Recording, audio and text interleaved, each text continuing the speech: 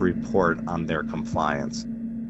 We also talked to Council member Rita Joseph about all of this. She chairs the Council's Education Committee, and she says she wants to tighten the legislation on data reporting for school buses so that we can finally get more accurate information. The reporting bill has to be better. Maybe I need to go back and amend that and tweak it so I'm getting better response, because that data is going to drive my policy. I tell them that. Now, school bus contracts are actually on the brink of expiring. And Gregory Faulkner, who is head of the panel that oversees contracts, says he won't sign off on any contracts unless the requirements on GPS, reporting, and data are much stronger. Data reporter Joe Hong and education reporter Jessica Gould there on buses not being timely and the impact on students they transport. Thank you. Thank you. Thank you. WNYC support comes from Home. In Israel, she is a Palestinian. In America, she's an other. Hend Ayoub's one-person show follows her search for a place called home, now through October 11th. Tickets at 59e59.org. On the next All of It, former Barney CEO Gene Pressman reflects on his time at the beloved department store in a new memoir. He'll join us to take calls from former Barney shoppers. And we'll get a preview of the new opera based on Michael Chabon's The Amazing Adventures of Cavalier and Clay, which is our pick for this month's book club. I'm Allison Stewart. Join us for All of It, weekdays at noon on WNYC. It is 6:51. Marketplace Morning Report is next. And then later on Morning Edition, supporters of Brazil's former president, Jair Bolsonaro, took to the streets yesterday to rally against the Supreme Court that's ahead of its verdict this week in Bolsonaro's alleged coup trial. More on that in about 15 minutes.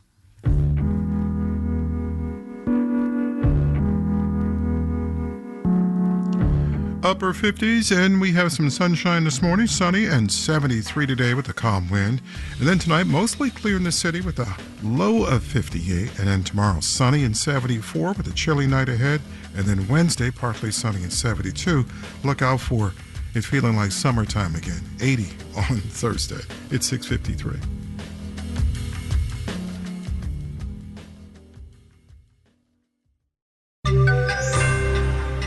The president works to attract more foreign investment after last week's big immigration raid on a foreign-owned construction project in Georgia. Marketplace Morning Report is supported by Avalara, providing businesses with cloud-based tools and managed services for property tax compliance. From filing returns to tracking assessments, Avalara can help. Learn more at avalara.com/propertytax.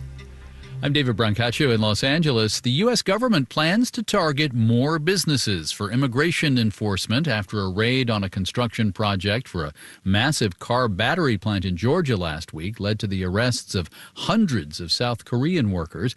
The government in Seoul says a deal has now been reached to fly detained workers home. The factory, adjacent to a new Hyundai electric car factory near Savannah, is a joint operation between Hyundai and LG. The BBC's Jean McKenzie reports from Seoul. The South Korean government has been working all weekend to get these workers released. Last night, it reached a deal with the US to bring them home on a chartered flight. But the exact details of how and when the workers will be returned still need to be finalized. South Korea's foreign minister is trying to ensure they'll be returned voluntarily rather than deported. The raid at Hyundai site took place just 2 weeks after South Korea agreed to invest billions of dollars in the US to help it produce the likes of car batteries. President Trump last night was working to thread the needle of being tough on immigration while at the same time attracting foreign business, posting, quote, "Your investments are welcome, and we encourage you to legally bring your very smart people with great technical talent to build world-class products, and we will make it quickly and legally possible for you to do so." Markets, the key stock index in Tokyo, went up nearly 1.5% today after Japan's leader Shigeru Ishiba announced he plans to resign. This is a bet that a successor might be more pro-business. Here, S&P futures are up 0.3%. Lottery officials say two people will share the $1.787 billion Powerball jackpot. One bought the ticket in a convenience store in Fredericksburg, Texas. The other somewhere in Missouri is all we know so far. For the businesses that sell tickets, there can also be wins. Marketplace's her name is Carla Javier reports. When you go into a convenience store to buy a ticket, the business makes about 5 to 6 cents per dollar and potentially earns your loyalty. Jeff Leonard is with the National Association of Convenience Stores. When somebody is a lottery customer, they tend to buy about 50% more than the non-lottery customer.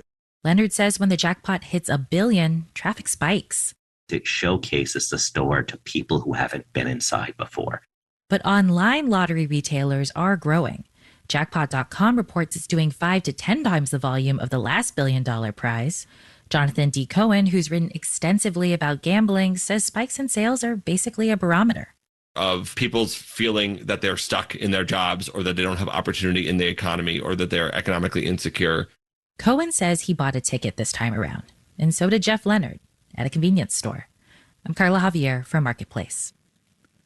Economists I've talked to say buying a single lottery ticket may be worth the money in entertainment value, and mathematicians often point out that buying more than one lottery ticket for the same drawing increases your chances of winning by not zero, but close to it. Marketplace Morning Report is supported by Schwab. Schwab knows that investors want control of their financial future. That's why when it comes to wealth management, Schwab is dedicated to giving investors more choices. More at schwab.com. And by Yubico, makers of the YubiKey. YubiKey helps protect important digital applications and services. YubiKey, still undefeated, the original passkey. More at yubico.com. It's been about 6 months since the Trump administration started firing federal workers. Some of the first to go may have burned through severance pay if offered, and if they haven't found new work, the end of unemployment benefits looms.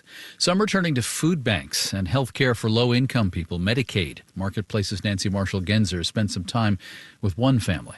It's about 9:30 on a sticky morning in downtown D.C., but temperatures are already headed toward the 90s. Amy Uccello is standing near the back of a line stretching to the end of the block, waiting for a chance to get some fresh produce at a food bank. The first time I was in this line, I was hoping no one would drive by, that I would know.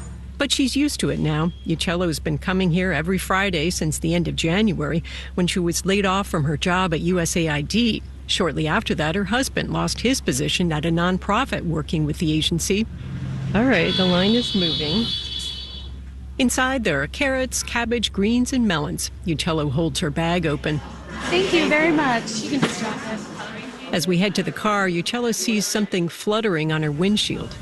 Oh. A parking ticket. $100. Her eyes fill with tears. That's gonna cut.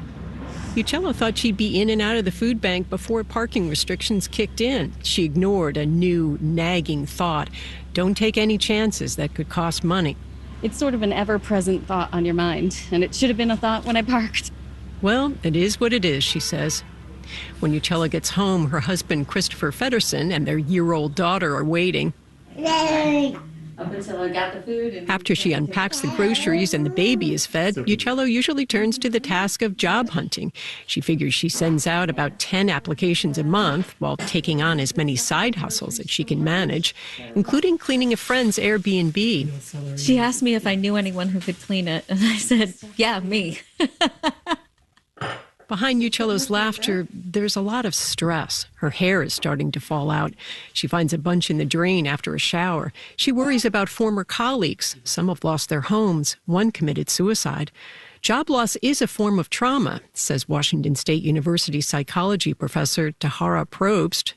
It ranks right up there alongside things like the loss of a loved one, the dissolution of one's marriage, experiencing a major health crisis. It is incredibly stressful. Adding to the stress, Uccello's expertise is in a field that's rapidly shrinking.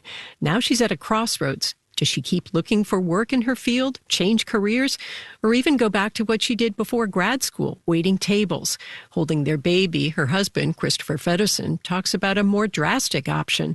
I think if I'm to do the work that I've been that my companies have invested skills in me for and that I've become an expert in, that work is probably not in the United States anymore. That probably means going overseas. They don't have long to ponder their next move. Their unemployment benefits just ran out. I'm Nancy Marshall-Genzer for Marketplace. And in Los Angeles, I'm David Brancaccio, Marketplace Morning Report. From APM, American Public Media.